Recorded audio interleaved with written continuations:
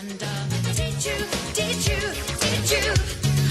teach you the electric ride.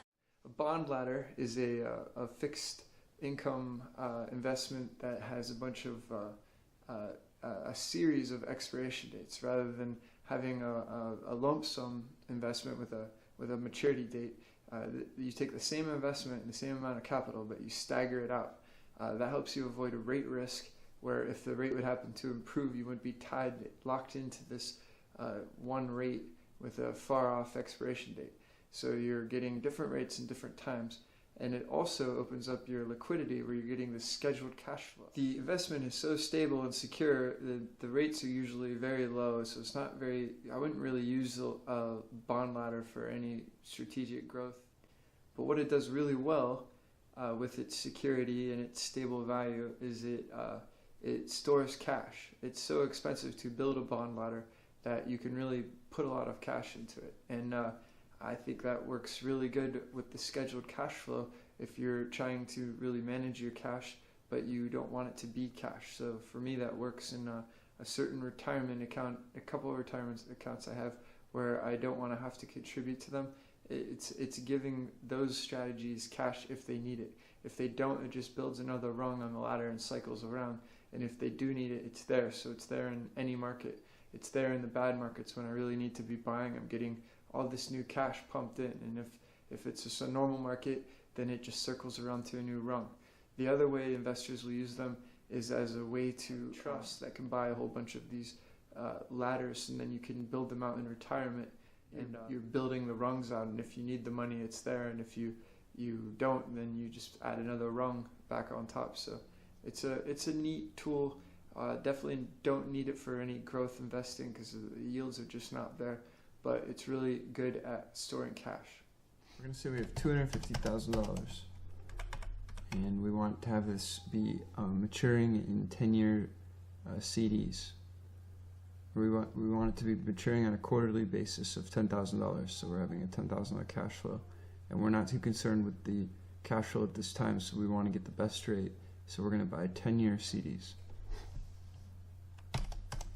So the first thing we'll do on Q1 2010 is buy a 10-year CD.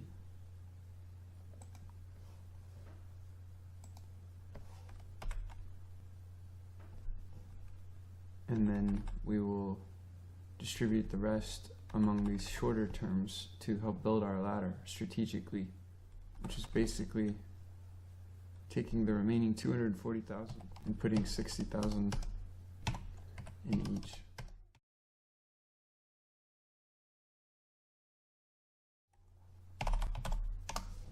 So we've spent the entire sum. So there's no cash left in our account, but we have all these various expiration dates. So 3 months later, this one is mature. So when this $60,000 comes mature from the 3 month, we buy one 10-year and the remaining 1 year.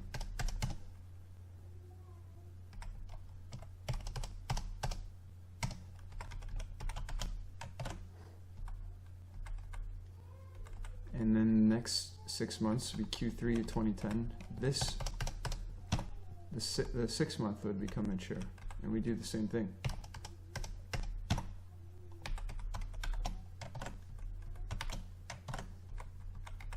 And then 9 months, we do this 9 month would become mature, and we do the same thing again.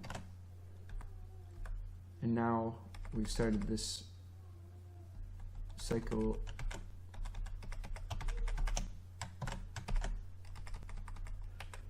of the 1 year's maturing. So this is a mature column and a buy column, because this is going to get complicated.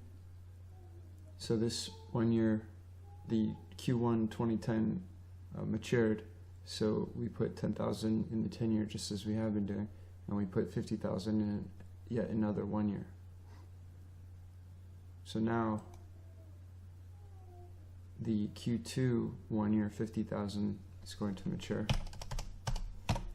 We're going to buy another 10 year, and we're going to put the remaining balance into a 1 year.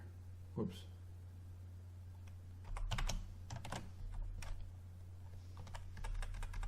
forgot the negative sign. And then the Q3 and Q4 will follow. We'll do the same thing. So we're back to Q1 again, which will be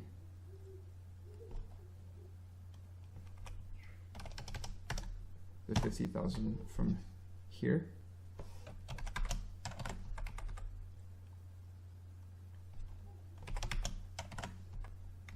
And now we start Q2.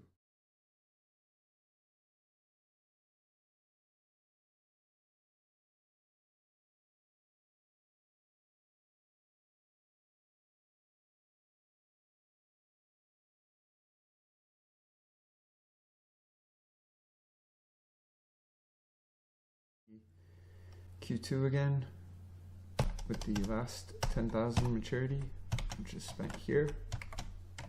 Now there is no extras.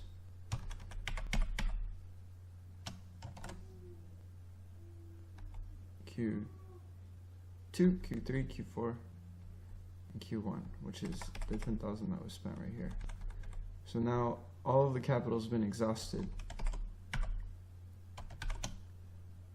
And sure enough, we've spent negative 250,000 on 10-year CDs staggered every quarter, which is the amount we started with, and we never had any cash in our account. We constantly bought shorter maturities, enabling the ladder of 10,000 10-year maturities. So this is 25 notes. So our last payment was made in Q1 of 2016. Our first maturity comes in Q1 of 2020. And these will include the interest, the rates that we locked in too, as well. So with each quarter, we'll receive a new payment. And if you want to keep rolling it over on the new rungs, you can do that, or whatever your purposes are. So the important part is you use smaller maturities to build your ladder, so you never held any cash. And as these start coming due every quarter, you'll have a nice, very consistent, very reliable, very stable stream of liquidity.